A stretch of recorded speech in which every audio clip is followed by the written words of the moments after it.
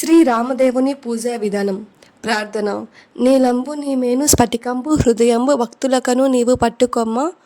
నిన్ను వర్ణింపలేరు నీరజాసనులెన్న రక్షింపగా రావే రామచంద్ర ప్రభో. ప్రార్థన అనంతరం దిగువ కేశవనామాలతో ఆచమనం చేసుకోవాలి. ఆచవ కేశవనామములు. ఓం కేశవాయ స్వాహ, ఓం నారాయణాయ స్వాహ, ఓం మాధవాయ స్వాహ, ఓం గోవిందాయ నమః, ఓం విష్ణవే నమః, ఓం మధుసూదనాయ నమః, ఓం త్రివిక్రమాయ నమః, ఓం వామనాయ నమః, ఓం శ్రీధరాయ నమః, ఓం హృషికేశాయ నమః, ఓం పద్మనాభాయ నమః, ఓం దామోదరాయ నమః, ఓం సంకర్షణాయ నమః, ఓం వాసుదేవాయ నమః, ఓం ప్రద్యున్మాయ నమః, ఓం అనిరుద్ధాయ నమః, ఓం పురుషోత్తమాయ నమః, ఓం అధోక్షజాయ నమః, ఓం నారసింహాయ నమః, ఓం అచ్యుతాయ నమః, ఓం జనార్దనాయ నమః, ఓం ఉపేంద్రాయ నమః, ఓం హరయే నమః, ఓం శ్రీకృష్ణాయ నమః, ఓం శ్రీరామాయ నమః. కేశవనామాలు అయిపోయి ఇప్పుడు సంకల్పం. ఇక్కడ మీ గోత్రనామములు చెప్పుకొని ముందుగా గణేశునికి పూజించి తర్వాత రామదేవుని పూజించవలను. శ్లోకం. ఓం శుక్లాం భరధరం విష్ణుం శశివర్ణం చతుర్భుజం ప్రసన్నవదనం ధ్యాయేత్ సర్వ విఘ్నోపశాంతయే యద్విరద వక్త్రాద్యః పారిషద్యః పరస్సతం విఘ్నం నిహంతి సతతం విశ్వక్షేణం తమాశ్రయే. శ్రీరామ అష్టోత్తర శతనామవళి.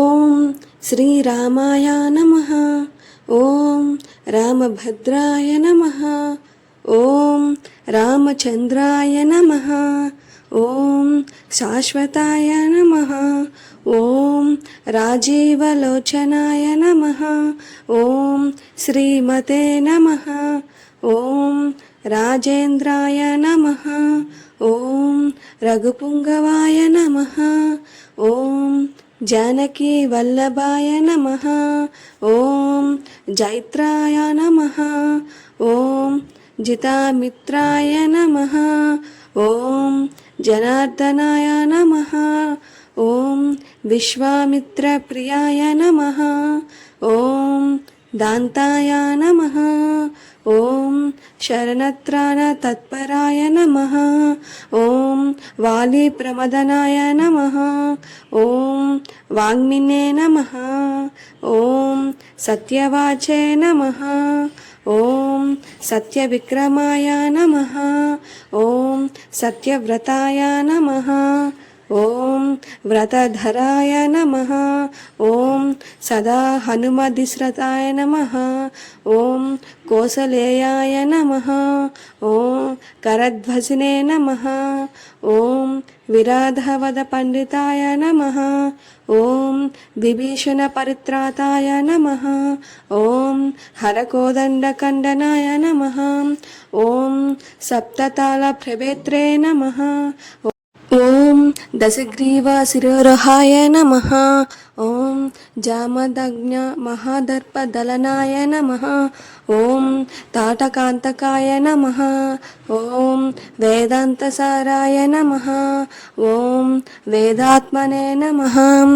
ఓం భవరోగస్య భేషాజాయ నమః, ఓం దూషణ త్రిశిరోహంత్రే నమః, ఓం త్రిమూర్తయే నమః, ఓం త్రిగుణాత్మకాయ నమః, ఓం త్రివిక్రమాయ నమః, ఓం త్రిలోకాత్మనే నమః, ఓం పుణ్యచారిత్రకీర్తయే నమః, ఓం త్రిలోకరక్షకాయ నమః, ఓం ధన్వినే నమః, ఓం దండకారణ్యవర్తనాయ నమః, ఓం అహల్యాశాపశమనాయ నమః, ఓం పితృభక్త వరప్రదాయ నమః. ఓం వరప్రదాయ నమః. ఓం జితేంద్రియాయ నమః. ఓం జితక్రోధాయ నమః. ఓం జితామిత్రాయ నమః. ఓం జగద్గుర్గవే నమః. ఓం వృక్షవానర సంఘాతే నమః. ఓం చిత్రకూట సమశ్రయే నమః. ఓం జయంతాత్రాణవరదాయ నమః. ఓం సుమిత్రాపుత్ర సేవితాయ నమః. ఓం సర్వదేవాదిదేవాయ నమః. ఓం మృతవానర జీవనాయ నమః. ఓం మాయామారీచహంత్రే నమః. ఓం మహాదేవాయ నమః. ఓం మహాభుజాయ నమః. ఓం సర్వదేవస్తుతాయ నమః. ఓం సౌమ్యాయ నమః. ఓం బ్రహ్మణ్యాయ నమః. ఓం ముని సంస్థుతాయ నమః. ఓం మహాయోగినే నమః. ఓం మహోదరాయ నమః. ఓం సుగ్రీవేప్సితరాజ్యదాయ నమః. ఓం సర్వపుణ్యాధికఫలినే నమః. ఓం స్మృత సర్వోగణాసనాయ నమః. ఓం ఆదిపురుషాయ నమః. ఓం పరమపురుషాయ నమః. ఓం మహాపురుషాయ నమః. ఓం పుణ్యోదయాయ నమః. ఓం దయాసారాయ నమః. ఓం పురుషోత్తమాయ నమః. ఓం స్మితవక్త్రాయ నమః. ఓం అమితభాషినే నమః. ఓం పూర్వభాషినే నమః. ఓం రాఘవాయ నమః. ఓం అనంతగుణగంభీరాయ నమః. ఓం ధీరోధాత గుణోత్తమాయ నమః. ఓం మాయామానుషచరిత్రాయ నమః. ఓం మహాదేవాది పూజితాయ నమః. ఓం సేతుకృతే నమః. ఓం జితవారాసియే నమః. ఓం సర్వతీర్థమయాయ నమః. ఓం హరాయే నమః. ఓం శ్యామంగాయ నమః. ఓం సుందరాయ నమః. ఓం శూరాయ నమః. ఓం పీతవాససే నమః. ఓం ధనుర్ధరాయ నమః. ఓం సర్వయజ్ఞాధిపాయ నమః. ఓం యజ్వినే నమః. ఓం జరణ వర్జితాయ నమః. ఓం విభీషణ ప్రతిష్టాత్రే నమః. ఓం సర్వగుణవర్జితాయ నమః. ఓం పరమాత్మనే నమః. ఓం పరస్మై బ్రహ్మణే నమః. ఓం సచ్చిదానందాయ నమః. ఓం పరస్మై జ్యోతిషే నమః. ఓం పరస్మై ధామ్యే నమః. ఓం పరాకాశాయ నమః. ఓం పరాత్పరాయ నమః. ఓం పరేశాయ నమః. ఓం పారగాయ నమః. ఓం పారాయ నమః. ఓం సర్వదేవాత్మకాయ నమః. ఓం పరస్మై నమః. ఓం సీతారామాయై నమః. శ్రీ రామ అష్టోత్తర శతనామావళి సమాప్తం.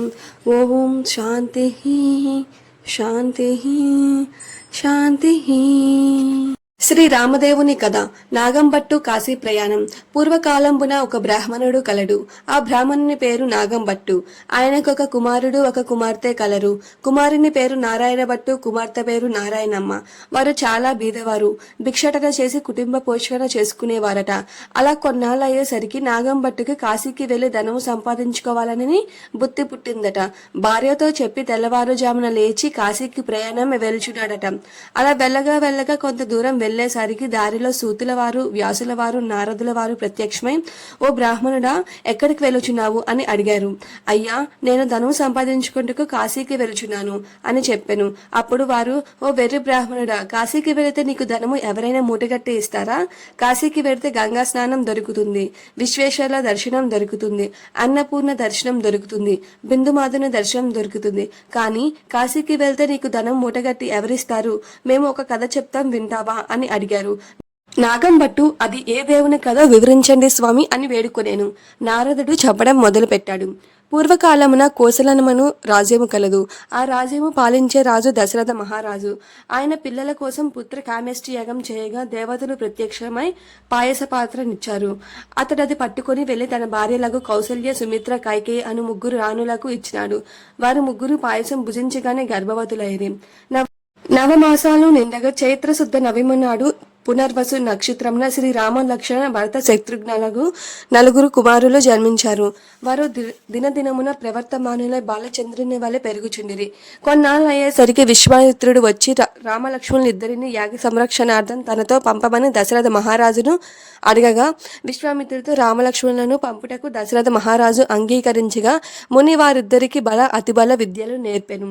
రాముడు తాటకిని చంపి శివుని విల్లి విరిచి సీతను పెండ్లి ఆడి అహల్య శాప విమోచన చేసి పరశురాముని గర్వభంగం చేసి కైక వరము చేత 14 ఏళ్లు అరణ్యవాసంలో నుండగా రావణాసురు సీతను ఎత్తుకుపోగా లంకాపురంన కేగి లంక దహనము చేసి రావణాసుని వధించి విభూషణకు పట్టం కట్టి అయోధ్యకు తిరిగి వచ్చి పట్టాభిషక్తులై సుఖముగా రాజ్యంను ఏలుచుండెను అని వారు ఆ విప్రునికి మరలా రామదేవుని వ్రత కథ విధానమును ఇట్లు చెప్పారు. 5 లక్ష్మీవారములు 5 ఆదివారంలో పూజ చేసి ఆవునేతితో దీపం పెట్టి ఆవు పాలు, గోధుమ రవ్వ, పంచదార కలిపి 5 ఉండలుగా ప్రసాదం చేసి రామదేవునికి నైవేద్యం పెట్టవలెను. 1 ఉండ రామదేవునికి, 1 ఉండ బ్రాహ్మణునికి, 1 ఉండ ముత్తైదువుకు, 1 ఉండ ఇరుగు పొరుగు వారికి, 1 ఉండ భార్య పిల్లలు అంతా కలిసి తినవలెను. ఆ విధంగా 5 లక్ష్మీవారంలో పూజ చేయవలెను. ఈ విధంగా నారదుడు చెప్పినది వినిన నాగంభట్టు వెంటనే తిరిగి తన ఇంటికి వెళ్ళి భార్య పిల్లలతో కలిసి 5 లక్ష్మీవారములు 5 ఆదివారములు రామదేవుని వ్రతం ఆచరించి కథ చెప్పుకొని తత్ఫలితముగా ధనలాభము కలుగుట గుర్తించినాడు. అందువలన 5 వారములతోనే ఆపివేయకుండా తదనంతరం కూడా యథావిధిగా నిత్యము రామదేవుని కథ చెప్పుకుంటూ అష్టైశ్వర్యముతో ఇష్ట సంపాదనలతో తులతూగుతున్నారట. అలాగును కొంతకాలం అయ్యేసరికి ఇదివరకే కాశీ వెళ్ళాలనుకున్నాను, కానీ వెళ్ళలేదు. ఇప్పుడు వెళ్దామనుకొని కొంచెము ధనం మూట కట్టుకొని కాశీ కావిడ భుజం మీద వేసుకొని కుమారుని కుమార్తెని పిలిచి, అబ్బాయి, అమ్మాయి, మీరు రామదేవుని కథను మానకుండా శ్రద్ధగా చెప్పుకుంటూ ఉండమని చెప్పి నాగంభట్టు కాశీకి ప్రయాణమై వెళ్ళిపోయాను. ఆ మరునాడు కుమారుడు యాయావారంనకు వెళ్ళి వచ్చి, అమ్మ రామదేవుని కథ చెప్తాను విందువుగాని రావమ్మ అని పిలవగా ఆ తల్లి, నాయన పొద్దున్నే దాసీది పాచి పనికి వచ్చే వేళ వంట వేళ అయినది, ఇప్పుడు కథ వినలను అనెను. మళ్ళీ రాత్రి వేళ కథ చెప్తును విందువుగాని రావమ్మ అనగా, ఇప్పుడేం కథ నాయన, పడక వేళ నిద్ర వేళ ఇప్పుడు వినను అనెను. ఆ కారణముగా రామదేవునికి కోపం వచ్చినది. ఎలా వచ్చిన ఐశ్వర్యం అలాగనే వెళ్ళిపోయిన బెట్టగా బిందెలు, చెంబులు, గిన్నెలు అన్నీ దొల్లిగిల్లి ఇరుగు పొరుగు వారి ఇంటిలోకి వెళ్ళిపోయాను. పూర్వం నుండి ముష్టి ఎత్తుకొని చిల్లి రాగు చెంబు కూడా దొర్లి వెళ్ళిపోవచ్చున్నదట.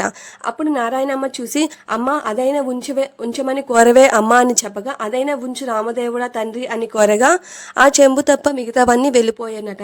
వారి గూటిలో ఉన్న వెండి కంచం కూడా దొర్లిపోతూ ఉండగా తల్లి ఆ కంచంను అంచు పట్టుకుని లాగిందట.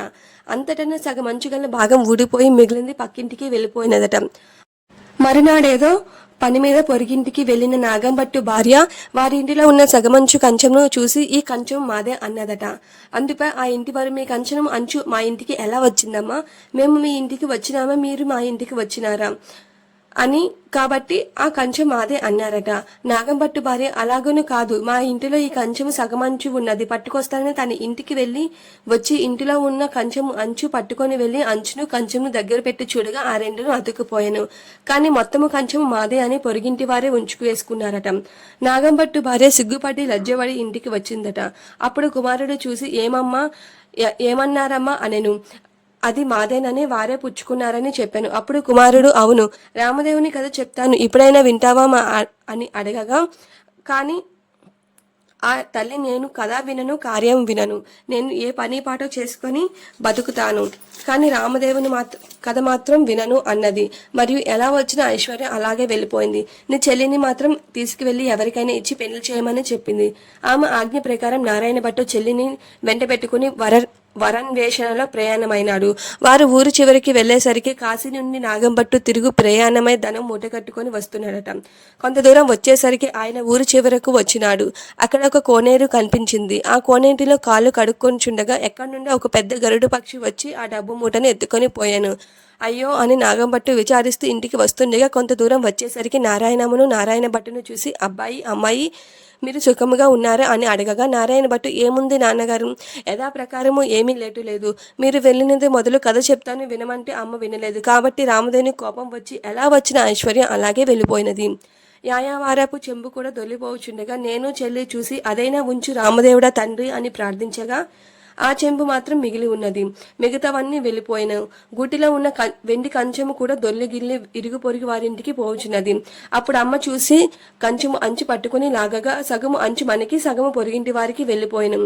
మరునాడు ఉదయం లేచి వారింటికి నిప్పు కొరికే వెళ్ళి వారి ఇంటిలో కంచము అంచు చూసి కంచము అంచు మాది అన్నదట. అంతటా వారు మీ కంచము అంచు మా ఇంటికి ఎలా వచ్చింది? నీవు మా ఇంటికి వచ్చినావా, మేము మీ ఇంటికి వచ్చినామా, ఇది మాదే అన్నారట. అలా కాదు, మా ఇంటిలో ఉన్న కంచము అంచు పట్టుకొస్తానని తీసుకువెళ్ళి దగ్గర పెట్టి చూడగా రెండును అతుకుపోయాను. వారు దానిని మాదేనని తీసుకున్నారు. అమ్మా ఇప్పుడైనా రామదేవుని కథ చెప్తాను వింటావా అని అడగగా నేను కథ వినను కార్యము వినను అన్నది. అందువలన రామదేవునికి కోపం వచ్చి ఎలా వచ్చిన ఐశ్వర్యం అలాగే వెళ్ళిపోయినది. చెల్లిని మాత్రం ఎవరికైనా ఇచ్చి పెళ్లి చేయమని చెప్పి అమ్మ ఆజ్ఞాపించెను. ఆమె ఆజ్ఞ ప్రకారం వెంట పెట్టుకుని వస్తున్నాను. మీ ఆజ్ఞ ఏమిటి నాన్నగారు అని అడగగా సరే మీ అమ్మ చెప్పినట్లు చేయమని చెప్పి నాగం భట్టు విచారిస్తూ ఇంటికి వెళ్ళాడు. నారాయణ భట్టు నారాయణమ్మను వెంట పెట్టుకుని వెలుచున్నాడు. వెళ్ళగా కొంత దూరం వెళ్లేసరికి నారాయణ భట్టుకి ఒక బ్రాహ్మణుడు కనిపించాను. ఓ బ్రాహ్మణుడా, నీకు నా చెల్లెల్నిచ్చి పెళ్లి చేస్తాను చేయదువా అని అడగగా నారాయణ భట్టు అడగగా అతడు పెండ్లి వద్దు పేరంటము వద్దు అని చెప్పాను. మరి కొంత దూరం పోయేసరికి ఇంకొక బ్రాహ్మణుడు కనిపించను. నారాయణ భట్టు అతనితో ఓ బ్రాహ్మణుడా, నా చెల్లెల్నిచ్చి పెళ్లి చేస్తాను చేసుకుంటావా అని అడగగా అతడు నాకు పెండ్లి పేరంటము వద్దు, ఇదివరకు 2 భార్యలున్నారు అనను. మరలా వెళ్ళుచుండగా త్రోవలో ఒక పెద్ద పూల తోట కనిపించెను. ఆ తోటలో అన్నా చెల్లెలు కూర్చుని రామదేవుని కథ చెప్పుకుంటూ ఉండగా ఎక్కడి నుంచో ఒక బ్రాహ్మణుడు యువకుడు వచ్చి పూలు కోసుకుంటూ ఉండగా ఆ యువకుని చూసి నారాయణ భట్టు ఓ బ్రాహ్మణుడా, నీకు నా చెల్లెల్నిచ్చి పెళ్లి చేస్తాను చేసుకుంటావా అనను. పెళ్లి చేస్తానంటే వద్దంటానే, కానీ మా గురువు గారు ఉన్నారు, వారి ఆజ్ఞ ప్రకారం చేసుకుంటాను అన్నాడు ఆ యువకుడు. మీ గురువు గారు ఎక్కడున్నారని అడగగా ఫలానా తోటలో ఉన్నారని చెప్పాను. వెంటనే నారాయణ భట్టు గురువు దగ్గరికి వెళ్ళి అయ్యా గురువు గారు, మీ శిష్యునికి నా చెల్లెల్నిచ్చి పెళ్లి చేస్తాను, తమరు ఒప్పుకుంటారు అనెను. అంత గురువు గారు బ్రహ్మచారిని గృహస్థనిగా చేస్తానంటే వద్దంటాను, కానీ వారి దగ్గర చింతాకాంత బంగారం లేదు, గోవు పాదమంత భూమి లేదు, మీకు ఇష్టమైతే చెయ్యండి అని అన్నాడు. అప్పుడు నారాయణ భట్టు గురువుకి నమస్కరించి అలా ఎక్కడికో వెళ్ళి 4 రాటలు తెచ్చి పందిరి వేసి గుచ్చిని ముత్యాలు తోరణాలు కట్టి కుచ్చిని ముత్యాలు తలంబ్రాలు పోసి 70 యాగాల నారాయణమ్మనిచ్చి పెళ్లి చేసినాడు. వారు అక్కడే కూర్చొని రామదేవుని కథ చెప్పుకుంటున్నారు. అలా కొన్నాళ్ళు అయ్యేసరికి ఒక విప్రుడు వచ్చి మీకు 4 ఎకరాల భూమి దారపోస్తం తీసుకోవాల్సిందని చెప్పగా అప్పుడు వారు మేము రామదేవుని కథ చెప్పుకుంటాను, కథ అయిన పిమ్మట తీసుకుంటాము, మీకు ఇష్టమైతే కథ కూర్చొని వినండి అన్నారు. కథ అయిన తర్వాత ఆ బ్రాహ్మణుడు రాగి చెంబుల నీరు పోసి ఫలానా తోటల ఆస్తి ఉన్నది అనుభవించమని 4 ఎకరముల భూమి వారికి దారపోసి ఆ విప్రుడు ఎక్కడికో వెళ్ళిపోయాడు. వారా 4 ఎకరముల భూమి అనుభవించుచు కథ చెప్పుకుంటూ అక్కడే ఉన్నారు. అలా కొన్నాళ్ళు అయ్యేసరికి ఆ ఊరు రాజుగారు ఒక భవనము కట్టించి దానిని కొంత ధనమును పుణ్య దంపతులకు దారపోయాలని చూస్తున్నారు. ఎంత వెతికినా ఆయనకి నచ్చిన పుణ్య దంపతులు దొరకలేదు. ఒక రాత్రి రామదేవుడు రాజు కలలో కనిపించి ఫలానా తోటలో పుణ్య దంపతులు ఉన్నారన్నారు. వారిని తీసుకువచ్చి ఇల్లు ధనము దారిపోయామని ఆజ్ఞాపించారట. వారి ఆజ్ఞ ప్రకారం మరునాడు ఉదయం లేచి రాజు నారాయణమ్మ ఆమె భర్త ఉన్న తోటకు 16 మంది బోయిలను పల్లకిని పంపినాడు. వారు అక్కడికి వెళ్లి ఏమండో మా దేశపు రాజుగారు ఒక గృహమును కొంత ధనమును మీ ఇద్దరికి దారపోస్తారట, మిమ్మల్ని వెంట పెట్టుకుని రమ్మని పంపినారు గాన రావాల్సిందనగా వారు రామదేవుని కథ చెప్పుకుంటున్నాం, మీకు ఇష్టమైతే కూర్చొని కథ వినండి, తర్వాత వెడదాం అనగా బోయిలు కథ విన్న తర్వాతనే ఆ పుణ్య దంపతులను తీసుకొని వెళ్లి రాజుగారికి అప్పగించారు. రాజు సంతోషంతో ఆ గృహమును ధనమును వారికి దారపోసి వెళ్లిపోయినారు. అప్పుడు నారాయణమ్మ ఆమె భర్త నారాయణ భట్టు ఆ గృహమును 4 ఎకరముల భూమిని అనుభవిస్తూ నిత్యము రామదేవుని కథ చెప్పుకుంటూ అక్కడే ఉండసాగారు. కొన్నాళ్ళు అయ్యేసరికి నారాయణ భట్టు అమ్మాయి, నేను ఎన్నాళ్ళు ఇలా మీ దగ్గరే ఉంటాను, నేను వెళ్ళి రామదేవుని తీసుకొని వస్తాను, నీ భర్త నీవు కథ మానకుండా చెప్పుకోండి అని చెప్పి తాను ప్రయాణమై వెళ్ళినాడు. నారాయణ భట్టు కొంత దూరం వెళ్ళాక ఒక గ్రామం కనిపించింది. ఆ గ్రామంలో ఒక గొల్లవాణిని చూసి, గొల్ల, ఈ గ్రామంలో విశేషాలేమిటి అని అడిగారు. ఏముంది నాయన, నేను పుట్టుకతోనే అందుడను. వాళ్ళు వడ్లు పోసి నన్ను కాపలా కూర్చోమనగా కర్ర పుచ్చుకొని కూర్చున్నాను. నా అవస్థే ఇలా ఉంది బాబు అన్నాడట. నారాయణ భట్టు ఒక కథ చెప్తాను వినుదవా అని అడిగారు. గొల్ల అలాగే వింటాను చెప్పమన్నాడు. అప్పుడు నారాయణ భట్టు రామదేవుని కథ వ్రత విధానమంతా చెప్పేసరికి ఆ గొల్లవానికి కొంచెం కళ్ళు కనిపించినవట. అప్పుడు అతడు, ఓహో, కథలోని ఇంత మహత్యం ఉంది, వ్రతము చేసుకుంటే ఇంకెంత మహత్యం ఉంటుందో, ఇంతకీ నువ్వు ఏ దైవానివో ఏ దేవుడివో చెప్పమనెను. నారాయణ భట్టు నవ్వి, ఇది రామదేవుని కథ మహత్యం. 5 లక్ష్మీవారములు 5 ఆదివారములు పూజ చేసి ఆవునేతితో దీపం పెట్టి వెళ్ళను. ప్రసాదానికి ఆవు పాలు, పంచదార, గోధుమ రవ్వ కలిపి 5 ఉండలుగా చేసి రామదేవునికి, ముత్తైదునకు, బ్రాహ్మణునకు, ఇరుగు పొరుగు వారికి ఇచ్చి భార్య పిల్లలతో తినవల్లని చెప్పి వెళ్ళిపోయినాను. కొంత దూరం వెళ్ళేసరికి ఒక రాజు విచారిస్తూ కూర్చున్నాడు. ఆ రాజును చూసి నారాయణ భట్టు, ఏమి రాజా విచారిస్తున్నావు అని అడిగాను. నాయన, నా రాజ్యము పరాయి రాజులు తీసుకున్నారు. నేను సకుటుంబంగా పరారైపోతుండగా నా భార్య బిడ్డలిద్దరూ దారి తప్పిపోయారు. నా అవస్థ ఇలా ఉంది నాయన అని చెప్పినాడు. సరే, నేను ఒక కథ చెప్తాను వింటావా అని నారాయణ భట్టు అడగగా, ఆ రాజు అలాగే వింటాను, చెప్పవలసిందని మహానుభావ అనెను. నారాయణ భట్టు రామదేవుని కథనంతా చెప్పి వ్రత విధానంతా వివరించెను. అంతటా ఆ రాజుగారి పరారైన భార్య బిడ్డలు పరాయి రాజు తీసుకున్న రాజ్యము తిరిగి ప్రాప్తించెను. అప్పుడు రాజు సంతోషంతో నారాయణ భట్టును చూసి, ఏమండి మహానుభావ, మీరు ఏ దేవుడో చెప్పాల్సింది, మిమ్మల్ని పూజ చేసుకుంటాము అనగా, నారాయణ భట్టు, నేను దేవుణ్ణి కాదు, ఇది రామదేవుని కథ మహత్యం. మీరు 5 ఆదివారములు 5 లక్ష్మీవారములు పూజ చేయమని చెప్పి వ్రత విధానమంతా ఇంకొక మారు చెప్పాను. నారాయణ భట్టు మరలా కొంత దూరం వెళ్ళగా అక్కడ ఒక స్త్రీ విచారిస్తూ కూర్చొని ఉన్నది. ఆ స్త్రీని చూసి నారాయణ భట్టు, ఎందుకు విచారిస్తున్నావు అని అడిగాను. అప్పుడు ఆమె, ఏముంది నాయన, నాకు చిన్నతనంలోనే పెండ్లైనది. నా భర్త దేశాంతరం వెళ్ళినాడు. నా తల్లిదండ్రులు, అత్తమామలు కొన్నాళ్ళు చూసి, ఎన్నాళ్ళు నిన్ను ఇలాగను చూస్తాము అని వదిలేశారు. కాబట్టి నా అవస్థ ఇలాగున్నది నాయన అని చెప్పినది. అప్పుడు నారాయణ భట్టు, నేను ఒక కథ చెప్తాను వింటావా అనెను. అలాగే వింటాను నాయన, చెప్పమన్నదామె. నారాయణ భట్టు రామదేవుని కథ అంతా చెప్పి వ్రత విధానం అంతా చెప్పేసరికి దేశాంతరం వెళ్ళిన ఆమె భర్త తిరిగి వచ్చినారు. తరిమి వేసిన తల్లి, తండ్రి, అత్తమామలు కూడా వచ్చినారట. ఆమె సంతోషించి నారాయణ భట్టును చూసి, ఏమండి మహానుభావ, మీరు ఏ దైవానివో చెప్పండి, మిమ్మల్ని పూజ చేసుకుంటాము అని అడిగాను. అందుకు నారాయణ భట్టు, ఇదంతా రామదేవుని వ్రత కథా మహత్యం. 5 లక్ష్మీవారములు 5 ఆదివారములు మానకుండా పూజ చేయాలని వ్రత విధానం అంతా చెప్పి తిరిగి కొంత దూరం వెళ్ళేసరికి ఒక గ్రామం కనిపించింది. ఆ గ్రామంలో ఒక ఇల్లాలి ఇంటికి వెళ్ళి, అమ్మ, పూజ చేసుకుంటానే కొంచెము చోటు ఇస్తావా అని అడిగాను. మా ఇంటిలో మడి ఆచారం కుదరవు గనుక ఇల్లు లేదు, వాకలే లేదు, వెళ్ళిపోండి అన్నదామె. అప్పుడు నారాయణ భట్టు, కోనేరైనా చూపించు తల్లి అని అడిగాను. అందుకామె తూర్పు దిశన ఈశాన్య మూలగా కోనేరున్నది, వెళ్ళమని చెప్పాను.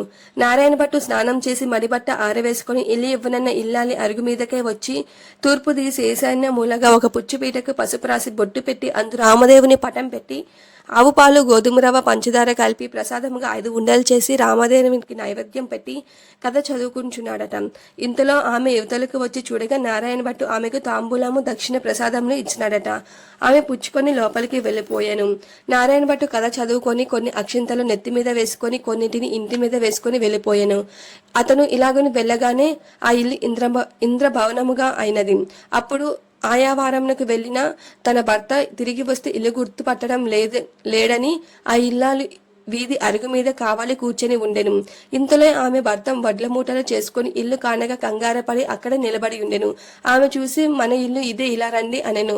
భర్త, ఇది మన ఇల్లు కాదు, నేను రానని చెప్పగా, ఇది మన ఇల్లే, ఇలా ఎందుకయిందో చెబుతాను వినండి. ఎక్కడ నుండో ఒక బ్రాహ్మణుడు వచ్చి పూజ చేసుకుంటాను, ఇల్లు ఇవ్వమన్నాడు.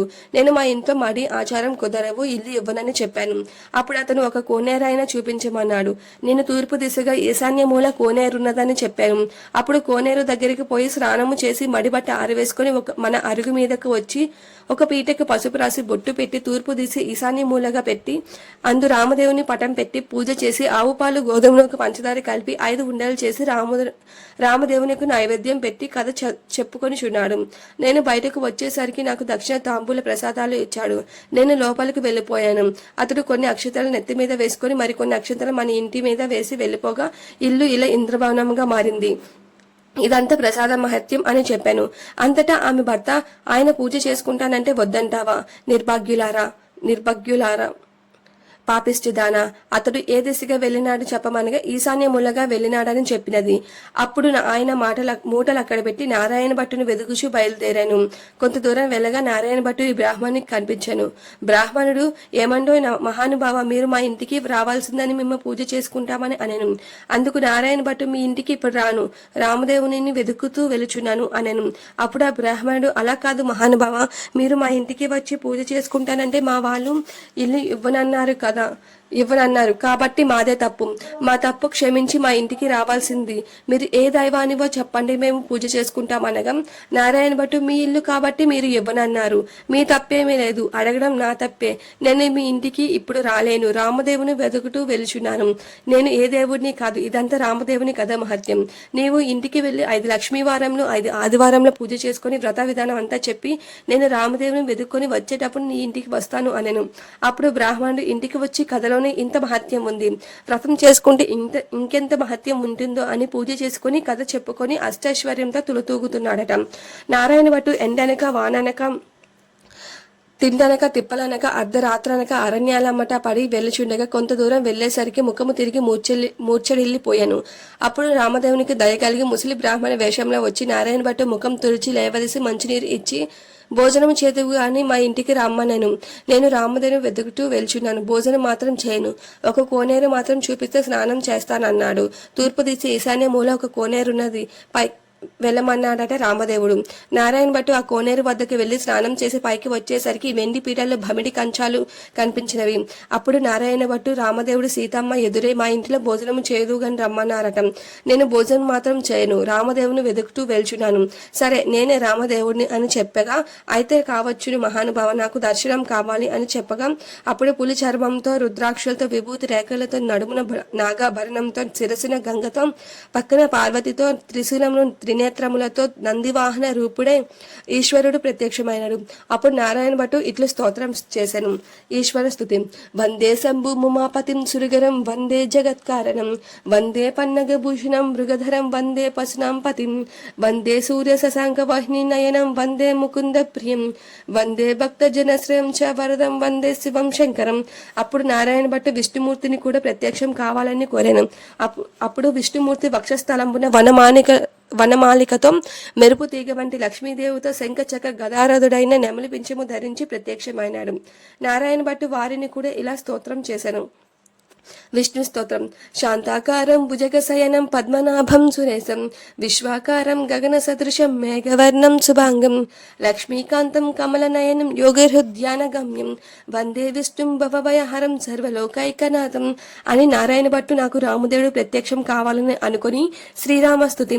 శ్రీమద్ దివ్య మునీంద్ర చిత్త నీలయం సీతా మనోనాయకం వాల్మీకోద్భవ వాక్పయోధి ససినం స్మరానానం చిన్మయం నిత్యం నీరద నీలకాయ మమలం నిర్వాణ సందాయకం శాంతం సత్వ మనామయం శివకరం శ్రీరామచంద్రం భజే అని స్తోత్రం చేసేసరికి హనుమత్, సీత, లక్ష్మణ, భరత, శత్రుఘ్న పరివార సహితంగా శ్రీరామచంద్రుడు ప్రత్యక్షమైనాడు. అప్పుడు రామదేవుడు, ఇప్పుడైనా భోజనం చేస్తావా అని నారాయణ భట్టును అడిగాను. అలాగే చేస్తాను గాని భోజనం అయిన తర్వాత నాతో వస్తానని అభయహస్తం ఇస్తే భోజనం చేస్తానని. రామదేవుడు నారాయణ భట్టుకు అలాగే వస్తానని అభయహస్తం ఇచ్చాను. అప్పుడు ఆ సీత మహాతల్లి 4 కూరలు నవకాయ పిండి వంటలతో పంచభక్ష పరమన్నాలు వండి వెండి పీటల బమిడి కంచాలు వేసి వారి బంధుకోటి పరివార సహితముగా రామదేవుని పరివార సహితంగా నారాయణ భట్టుకు భోజనం వడ్డించాను. అందరూ భోజనం చేసి కర్పూర తాంబూలంను వేసుకున్న తర్వాత నారాయణ భట్టు తనతో రావాల్సిందని కోరాను. అప్పుడు ముందు నారాయణ భట్టు, అతని వెనుకనే రామదేవుడు బయలుదేరి వెలుచున్నారు. అలా కొంత దూరం వెళ్లి నారాయణ భట్టు వెనుకకు తిరిగి చూడగా అతనికి రామదేవుడు కనిపించలేదు. అంత నారాయణ భట్టు ముఖం తిరిగి మూర్ఛ వచ్చి నేల మీద పడిపోయాను. అప్పుడు రామదేవునికి దయ కలిగి ఒక ముసలి బ్రాహ్మణ వేషంలో వచ్చి నారాయణ భట్టు ముఖం తుడిచి లేవదీసి మంచినీళ్లు ఇచ్చి, ఏమి ఇలాగునే పడిపోయావు అని అడిగాను. దేవా, నీ మహిమ బ్రహ్మాది దేవతలు, యోగీశ్వరు, మునీశ్వరులు, తపస్సాలురు తెలుసుకొనలేరు. మీ మహత్యం తెలుసుకునేటకు నేనెంతటి వాడాను. నా తప్పులు క్షమించి నాతో రావాల్సిందని రామదేవుని నారాయణ భట్టు మరలా ప్రార్థించెను. అప్పుడు రామదేవును, అలాగే వస్తాను అని, నీవు వచ్చినప్పుడు ఎవరి ఇంట్లోకి వెళ్ళినావు వారి ఇంట్లోకి నన్ను కూడా నీ భుజాలపై ఎక్కించుకొని తీసుకువెళ్ళమనెను. నారాయణ భట్టు రామదేవుని భుజాలపై ఎక్కించుకొని కొంత దూరం వచ్చేసరికి ఇల్లు ఇవ్వనన్న చెప్పిన ఇల్లాలి ఇంటికి వచ్చింది. అచ్చట ఆ ఇల్లాలు ఆమె భర్త కూర్చొని రామదేవుని కథ చెప్పుకునిచుండ్రి. ఈ విధంగా తొలుత విచగ్రస్తురాలిగా కనిపించిన స్త్రీ ఇంటికి, రాజుగారి ఇంటికి, గొల్లవాని ఇంటికి వచ్చిన వారందరూ రామదేవుని కథ చెప్పుకుంటూ విని వారికి అష్టైశ్వర్యంలో ఆయురారోగ్యంలో ఎడబాయకుండా సిరి సంపదలు ఇచ్చి వారందరినీ రక్షించారట. అటు పిమ్మట నారాయణ భట్టు రామదేవుని తన చెల్లి ఇంటికి కూడా తీసుకువెళ్లగా అక్కడ వారు రామదేవుని కథ చెప్పుకుంటూ సంతుష్టులై వారికి అష్టైశ్వర్యంలో సిరి సంపదలు ఆయురారోగ్యాలు ఇచ్చి కాపాడి రక్షించారట. అప్పుడు నారాయణమ్మ తన ఇంటికి అన్నయ్య వచ్చినాడని కాలు చేతులు కడుగుటకు నీళ్లు ఇచ్చి దాహానికి మజ్జిగ ఇచ్చినది, సకల మర్యాదలు చేసినది. అప్పుడు నారాయణ భట్టు, మర్యాద చేయనక్కర్లేదు, నేను ఇప్పుడు రామదేవుని తీసుకుని వచ్చాను, నీవు నీ భర్త మన ఇంటికి రావాలను, మనమందరం పూజ చేసుకుందాం అని చెప్పినాడు. అప్పుడు నారాయణమ్మ సంతోషంతో అలాగే వస్తామని నారాయణమ్మ, ఆమె భర్త నారాయణ భట్టు రామదేవులతో సహా వారంతా బయలుదేరి వారి గ్రామ పొలిమేరలకు వచ్చేసరికి గ్రామంలోని వారు కొందరు చూసి వారి తల్లిదండ్రులతో, ఏమండోయ్ నాగంభట్టు గారు, మీ అబ్బాయి అమ్మాయి అల్లుడు ఇంకా ఎవరెవరో బయలుదేరి వస్తున్నారని చెప్పినారట. అప్పుడు వారి తల్లిదండ్రులు పరిగెత్తుకుని వచ్చి సంతోషంతో కుమార్తెని కౌగిలించుకోబోయారట. అప్పుడు నారాయణ భట్టు చూసి, అమ్మా నన్ను ముట్టుకోవద్దు, ఇప్పుడు నేను రామదేవుని తీసుకుని వచ్చాను, మీరింటికి వెళ్లి 4 మూలను దులిపి నల్లగా అలికి తెల్లగా ముగ్గులు పెట్టి పచ్చగా పసుపు రాసి మామిడాకులు తోరణాలు కట్టి ఒక పీటకు పసుపు రాసి బొట్టు పెట్టి తూర్పు తీసి ఈశాన్య మూలగా ఉంచి దానిపై రామదేవుని పటం పెట్టి గోధుమ నూక, పంచదార, ఆవు పాలు కలిపి ప్రసాదము 5 ఉండలు చేసి పూజకు అన్ని సిద్ధము చేసినాక కబురు చేయండి, అప్పుడు నేను రామదేవుని తీసుకొని వచ్చేదని అని చెప్పాడు. వారు సంతోషంతో అతడు చెప్పిన ప్రకారం పూజకు అన్నిటినీ సిద్ధము చేసి అతనికి రమ్మని పిలిచారు. అప్పుడు నారాయణ భట్టు సంతోషముతో రామదేవుని భుజంపై ఎక్కించుకొని ఆ గ్రామంలో 4 వీధులు ఊరేగించి ఇంటికి తీసుకొని వచ్చి ఆ రామదేవునితో, తండ్రి, మా ఇంటిలో మీరు కుడిపాదం పెట్టవలను అని ప్రార్థించను. అప్పుడు రామదేవుడు వారింటిలో కుడిపాదము పెట్టేసరికి అది పెద్ద ఇంద్రభవనముగా మారిపోయింది. అప్పుడు నారాయణ భట్టు రామదేవునితో, పేదవాడను, నిన్ను తప్ప అన్ని మెరుగని వాడను, నీ భక్తుడను కాబట్టి అపరాధముగాను అపచారముగాను భావించగా నాకున్న ఈ పుచ్చు పీటయే సింహాసనం అనుకుని దయ ఉంచి దీనిపై తమరు కూర్చుండేవాళ్ళని వినయముగా ప్రార్థించను. రామదేవుడు ఆ పీట మీద కూర్చునేసరికి అది వజ్రాలు, వైడూర్యాలు, కెంపులు, పుణ్య మాణిక్యాలతో చేసిన బంగారపు సింహాసనముగా మారిందట. అతడే సీతా లక్ష్మణ భర్త శత్రుఘ్నాది పరివార సహితముగా శ్రీరామచంద్రమూర్తి వారింటిలో ఆశ్రయంలో వెలిసినారట. ఆ పూట రామదేవుని వ్రతం చేసుకొని కథ చెప్పుకొని కథాక్షతలు తమ శిరసులపై ధరించేసరికల్లా ఎక్కడి నుండో ఒక బీద బ్రాహ్మణుడు వచ్చి, ఏమండోయ్ నాగంభట్టు గారు, మీ అబ్బాయికి మా అమ్మాయినిచ్చి పెళ్లి చేస్తాము, ఒప్పుకుంటారని అడగగా, పెళ్లి చేస్తానంటే వద్దంటానా బాబు, అలాగే చేద్దామని చెప్పి నాగంభట్టు పాకలు పందిళ్లు వేయించి గుచ్చిన ముత్యాలు, తోరణాలు గట్టి గుచ్చిన ముత్యాలు, తలంబ్రాలు పోసి నారాయణ భట్టుకి 70 యాగాల పెండ్లి చేసినారట. నారాయణ భట్టు, అతని భార్య నారాయణమ్మ, ఆమె భర్త వారంతా మరల రామదేవుని వ్రతము బట్టి ఆవు పాలు, గోధుమ రవ్వ, పంచదార కలిపి ప్రసాదము చేసి ఆవు నేతితో దీపం పెట్టి తూర్పు వైపు ఈశాన్య మూలకు ఒక పీటకు పసుపు రాసి బొట్టు పెట్టి 5 లక్ష్మీ వారంలో 5 ఆదివారంలో పూజ చేసి నైవేద్యం పెట్టి కథ మానకుండా చెప్పుకుంటున్నారట. వారి భక్తికి మెచ్చి రామదేవుని వారికి ఆయురారోగ్య అభివృద్ధి అష్టైశ్వర్యంని ఎడబాయకుండా సిరి సంపదలు ఇచ్చి రక్షించినారట. ఈ నోము ప్రపంచమంతా నోచిన వారందరూ అష్టైశ్వర్యవంతులు అయి సుఖముగా ఉండిరి. శ్రీ రామదేవుని కథ సంపూర్ణం. ఓం శాంతి శాంతి శాంతి.